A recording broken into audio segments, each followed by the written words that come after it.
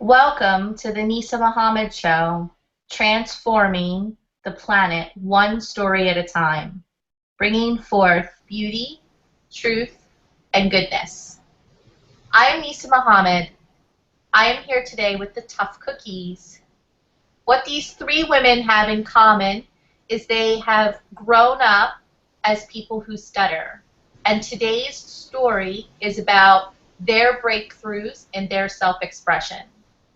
Welcome to the Tough Cookies. Thank you. Hi.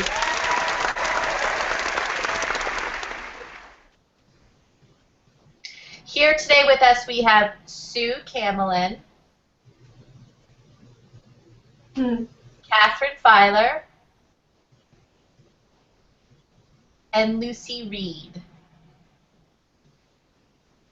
Sue, can you introduce yourself? Yes, I'm happy to. My name is Sue Camlin, and I'm a retired public school teacher who helps run a food pantry that feeds 500 families per month. I'm also the leader of the Transylvania Partner Church Committee at my Unitarian Church in Cherry Hill, New Jersey. Thank you, Sue.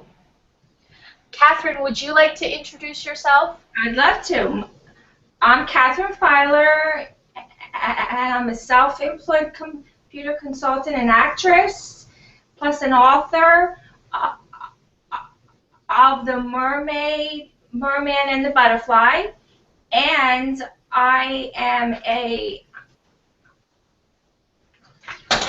an introduction leader and a coach for a worldwide organization.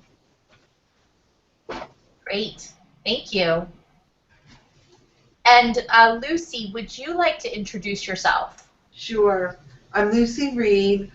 I'm a school-based speech and language pathologist. I work with children in 4th, 5th, and 6th grade. Along with Katherine Filer, I co-founded the Southern New Jersey chapter of the National Stuttering Association in 1998. Wow, thank you. Thank you for being here on the show. So my first question is, what exactly is stuttering? And I'd actually like Lucy to answer that question. Okay.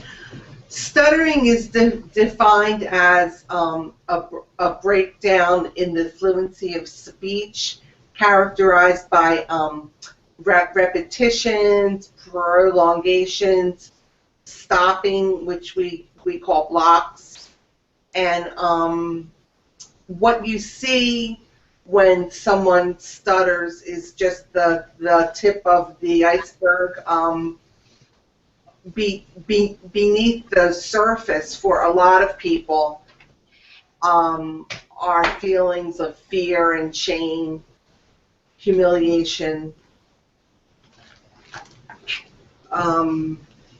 Approximately 1% of the population stutters.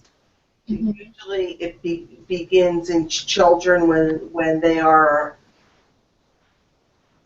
about 3 years old, although it can develop later in life as well.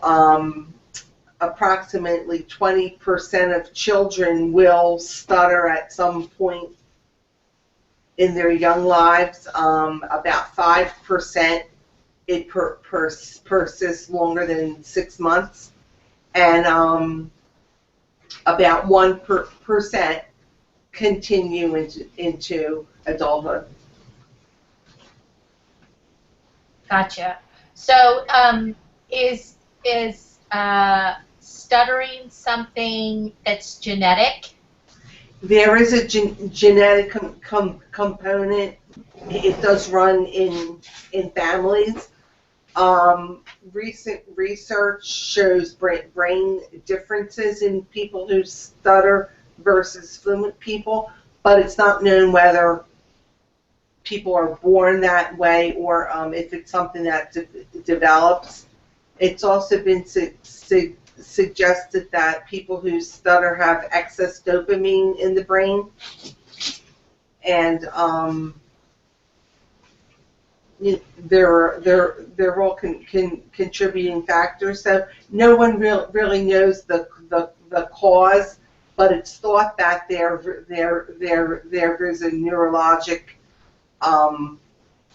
component to it, and then whether or not the person will develop into an adult stutterer, can be affected by many factors. When very young children enter therapy, what is generally done is that the family is taught to provide what we call a fluency in enhancing environment. That means slowing down the pace of the household, speaking to the child in a slower rate of speech,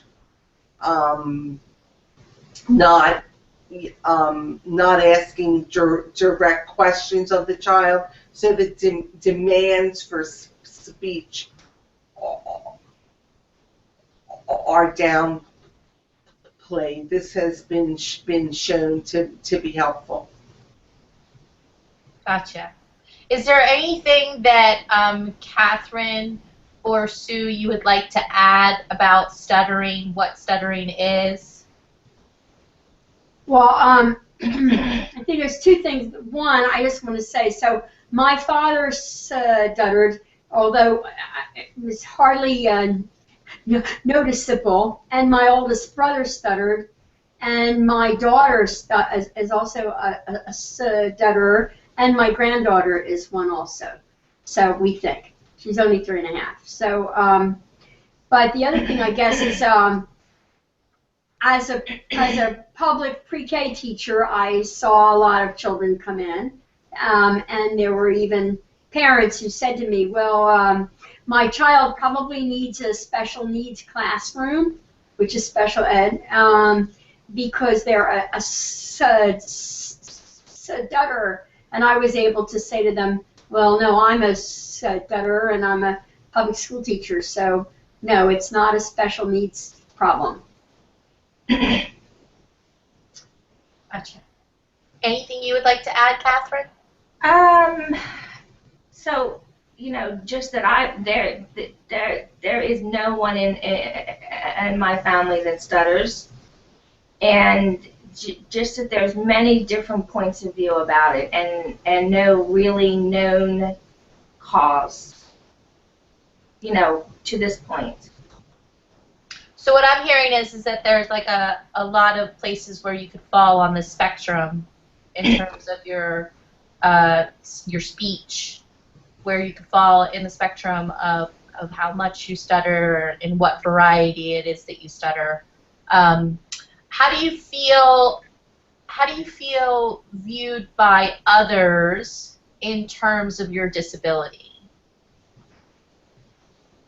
Well, I think that that's a concern for me in particular. I've noticed, but probably everyone that stutters. I know that I'm less afraid to stutter now, but before that, I would really wake up every morning wondering if someone was going to hang up the phone on me, wondering if I was having a block, would somebody look at me impatiently or laugh at me, or even feel like frustrated or angry, and just by the look on their face, and was I going to be able to order in a restaurant? Was the waitress going to have to wait for me, and I might have to order something I didn't even want, just so that I could get out the words, and it's the same. So I think that all of us woke up every morning with those concerns. And it really does have a lot to do with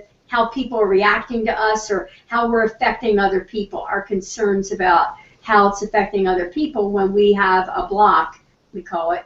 Just in your everyday interactions. Absolutely.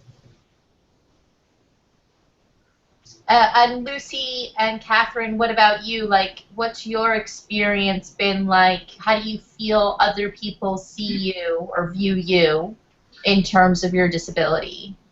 Well, up until about 10 years ago, I was filled with fear and shame and negative feelings.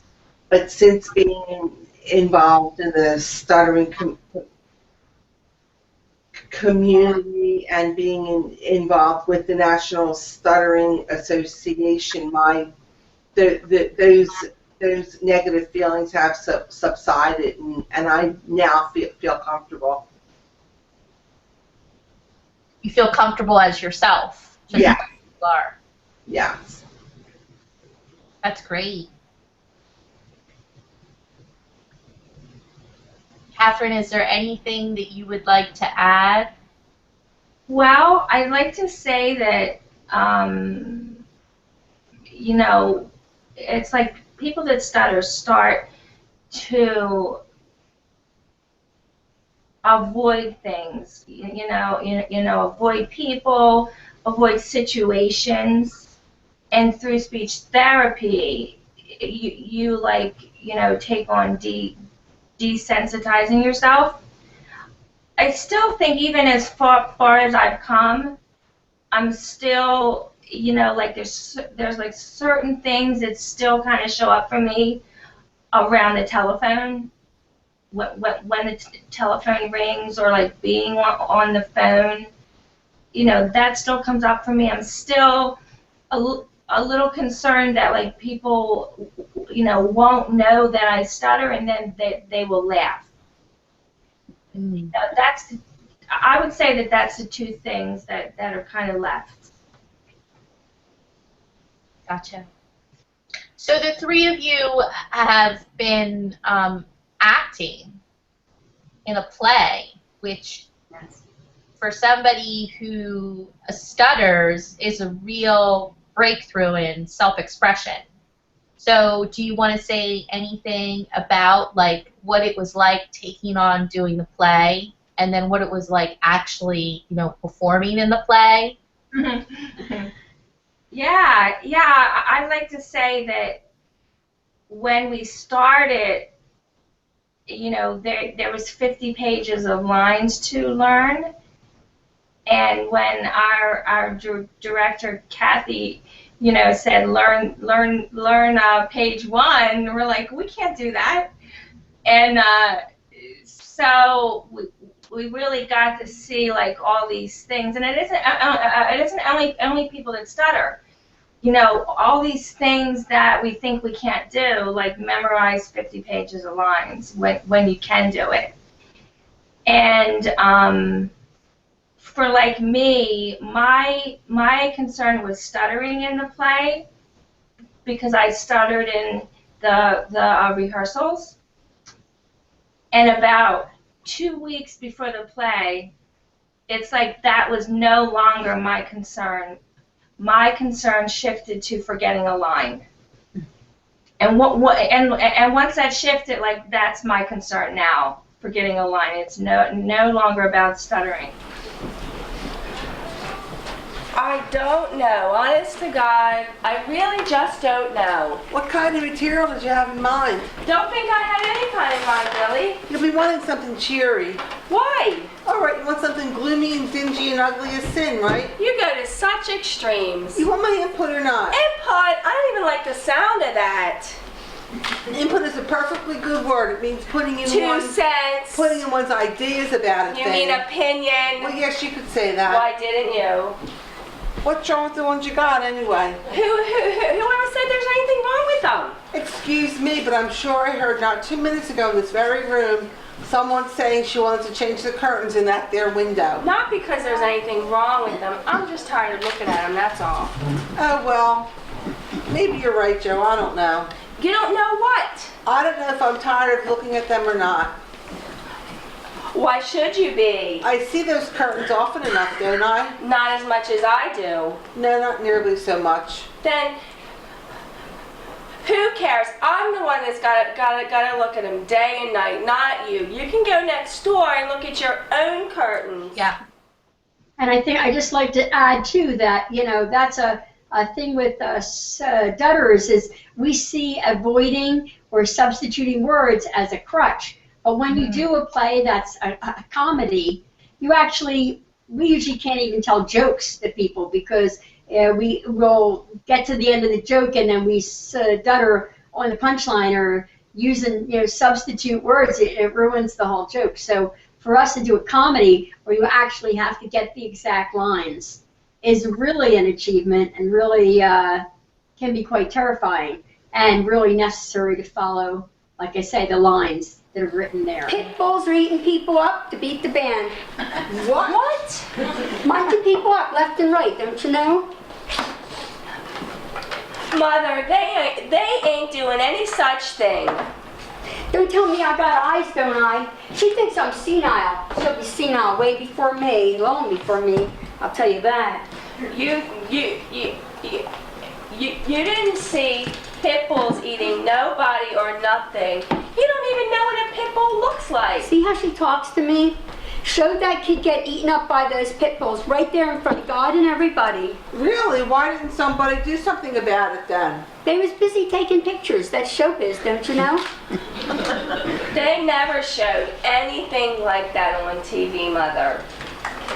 Oh, yes, they did. They show people getting eaten up on TV all the time. It was on the news last night. I saw the news last night, Mother, and there was nothing about pit bulls being eaten up by people. You got up. No, I didn't. She got up. I did not get up. You got up and went to relieve yourself. I did not relieve myself during the news, Mother. Oh, you relieved yourself all right just when it was about to show that little kid getting eaten up by those pit bulls. Now, don't tell me different because I know better. Seems to me I heard something Now, about don't you start. For a lot of people, when they act, they are quite fluent. Bruce Willis is a stutter. James Earl Jones, Marilyn Monroe stuttered, and when we started, I didn't know whether or not I was going to stutter during the acting, but as it turns out, I'm pretty fluent during the play. So let's add Lucy Reed to that name, to that list of people, because she says pretty fluent, and through the whole rehearsals and through the play, there was no stuttering. Yeah, I've seen some of it, and that is true. There's something I've got to tell you, and I don't want it to leave this house. What? You better sit down. What? I think Mother switched the cookies. Oh my God, I'm gonna die, aren't I? No, stupid, not on you, on H.O. And I'm all right? Yes, you're perfectly fine. I already threw away the poison bag. She's trying to kill me, Billy. She wants me dead. But I'm all right. Yes, you're just fine. She's not trying to kill you. She's trying to kill me. Joe, I can't believe that. She's been trying to kill me for over 50 years. She couldn't have been trying very hard. Yeah, I kind of wonder how that is. I watched a brief little video that you guys had sent me, and I was surprised. There was a singer on there, and then there was a lot of people who were mentioned that act, and like you would never know that they stuttered. Never know that they stuttered given their performance. And there's many more that aren't even listed there, that are actors who are stutterers, like John Stossel and David Burns and people like that. Yeah. So my next question is, what did you discover about yourself throughout your journey as a stutterer? Like through your personal journey as a stutterer, what did you discover? Well, I think for me, I was always really overwhelmed with fear for many, many years. And I started through a self-improvement program that I did. I started not being afraid anymore. And I kind of at some point just created, I will stutter or not stutter, and it's not going to matter to me. It's okay. And when I stopped being afraid, then my speech got much improved. I got much more fluent, and I actually really hardly stutter at all anymore. And then through the play, I got even more fluent. But I had a giant fear the whole time about remembering lines, which I still do. When you get to be ready on stage to go out there, like my heart is beating out of my chest, and I'm absolutely terrified of forgetting lines. Mm. And so what I discovered was I can literally do anything now.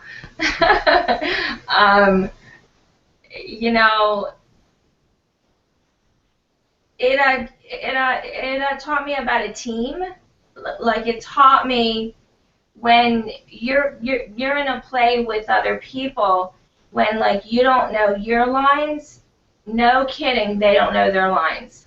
And I discovered that through this process. I didn't know that, but it's really, that's one of the things I love the best about it. When I discovered that, wow, like it really does take all of us. And so I really got, when you're taking on something like that, it like takes a team of people, and it takes a team of committed people. Our director, Kathe, from the beginning, only addressed us as actresses. So the moment that we started with her, it's like that's what she called us, and that's what we were in that moment going forward. So we never doubted it, really, that that like we could do it because of her. This is the director we have here of the Tough Cookies. Her name is Kathe. Kathe, would you like to introduce yourself? Yes, I would. I thank you very much. It's very nice to see you. And I'm Kathe Mull, and I directed the 3 women in the production of Tough Cookies that's going to be restaged and produced in Philadelphia this September. So it's been a pleasure working with these ladies, and I look forward to having the production back up at the Atrium Theater in September. How do you direct 3 women who stutter and who have never acted before?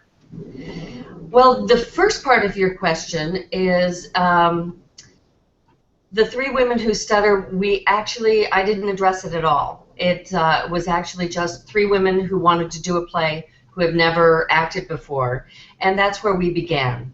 And it was a beautiful journey. I've worked with Broadway actors, I've worked with children, I've worked with autistic children, so I've worked the spectrum of people who have wanted to enjoy the experience on stage.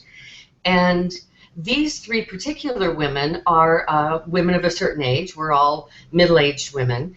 And for them to want to do a play, to stand in front of their family, friends, and peers and present a body of work, a comedy, no less, was an amazing journey. So we started like we start every single production. And they get their scripts, and they look at their work and the words, and then we teach them the basic theater language. It's stage left, stage right, upstage, downstage. And every single step along the way was a huge aha moment. They would start to turn out and look at the audience or where the audience was going to be and present this particular work and then interact with each other as actresses and as characters. So it was really beautiful. Is there anything more that you want to say about Kathe and her directing? Well, she's just the most amazing, brilliant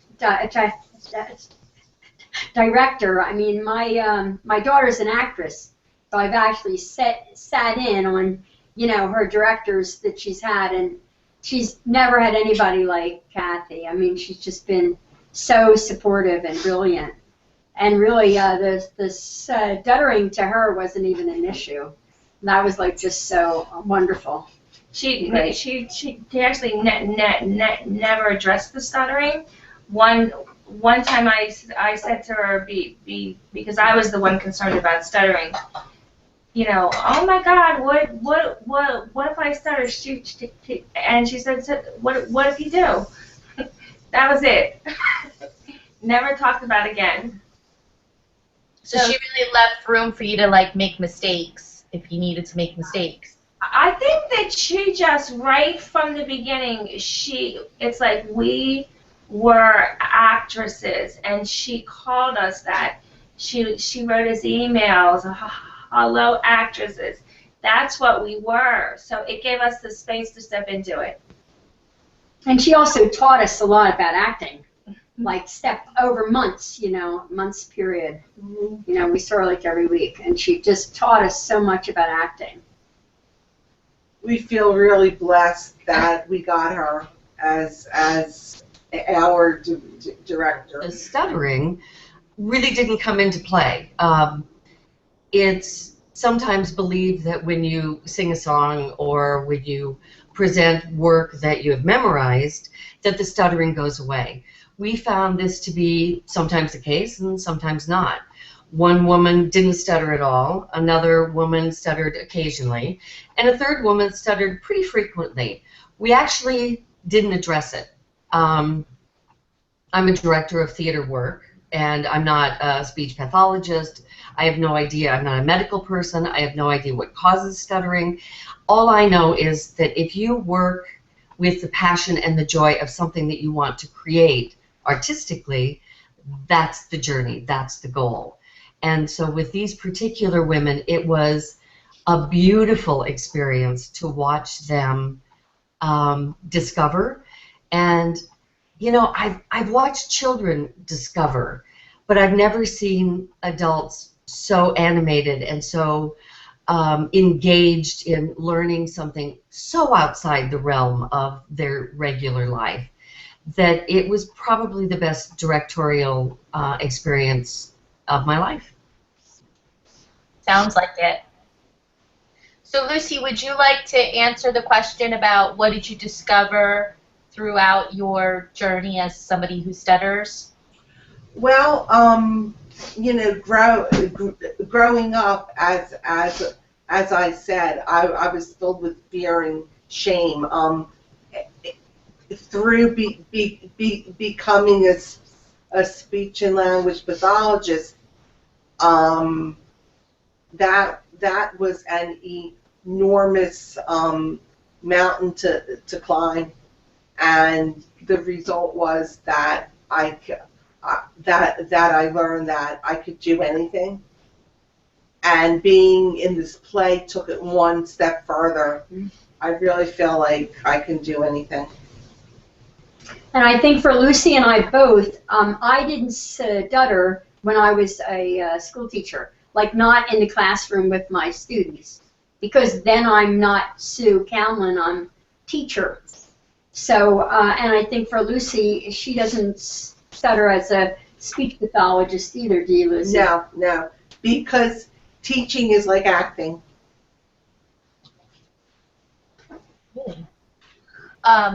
Other people who stutter just like you do, what do you want them to know?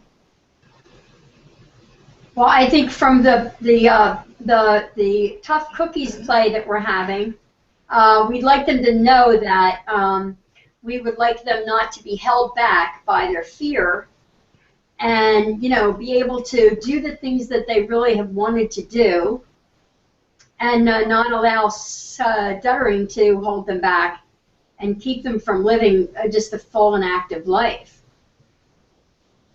So I think we're aware that, number one, they don't know about the support groups, but also that sometimes they might even choose a job where they don't have to speak, just to accommodate their fear of stuttering. And we just think that you've only got so much time in this world, So, it'd be great if you can just do the things you really want to do and not allow that to stop you. What's next for the Tough Cookies? Is what I want to know. Right? I don't know. Well, we're going to be performing the play again on September 8th and 9th at the Adrian Theater in Philadelphia as part of the Philadelphia Fringe Arts Festival. We're really excited about it. And terrified. At the same time. And then next up is New York City. Off Broadway. Off Broadway. And might be off Broadway, I'm just saying. Yeah, definitely. Let's create it. Okay, great. So, is there anything else that you would like people to know about your journey through stuttering, about stuttering in general? Like, just anything left for you to say? I think that I just want to say what actually the first time I went to the National Stuttering Association support group in Stratford, New Jersey, in January of '03. I think it was Katherine that said it, and although I know that Lucy is the one that told me about the group, is that stuttering is only a very tiny part of who you are, that, you're really so much more than that. And I think that really meant something to me when I first heard that I really just got aware of, how big my life and other people's lives are, and that is really, to allow that to dominate your life is just kind of sad and not necessarily a very good way to be, or to have it happen, or have it be. So you got like that it's like a piece of you and it's not you. Exactly. It's not all of you. Like we say, I'm a person who stutters as opposed to I'm a stutterer, which probably gives it a little bit more weight. Yeah, and so the thing that I'd like to leave everyone with is that, when I started the Tri-County Fluency Group actually in 1995, when I went to that first meeting, it's like I was for the first time, part of New Jersey. And then when I went to the National Stuttering Association convention once a year, they have a convention. I went to my first one in 1996. When I walked in there, I experienced being part of the world. So all those steps made a difference, and I now see just surrounding yourself with people. There's so much support out there, right? And it, like really, really finding out what's available, and there's a Skypecast, there's podcasts, there's all kinds of things now. And like that's what makes a difference when you become, like part of it. You're not no longer alone. But it's not something to fix.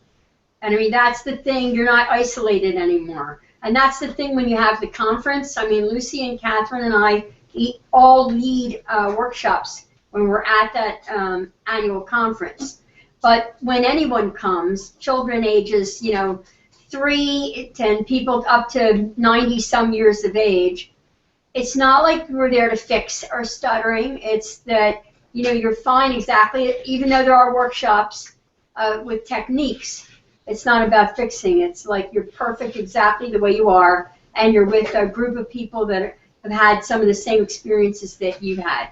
And children there are just given this great, wonderful gift that we probably didn't have, in that they're just really accepted and loved exactly as they are. It's amazingly inspirational. So what I'm hearing is your workshop is designed around empowering people who stutter. And the whole conference is like that. The whole conference is like that. Mm-hmm. So, Yeah, yeah, I would say that.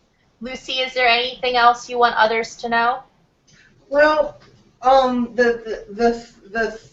three of us are committed to making sure that everyone's voice is heard, whether they stutter or not. People are allowed to stutter and to be able to say whatever they want to say when they want to say it. Awesome.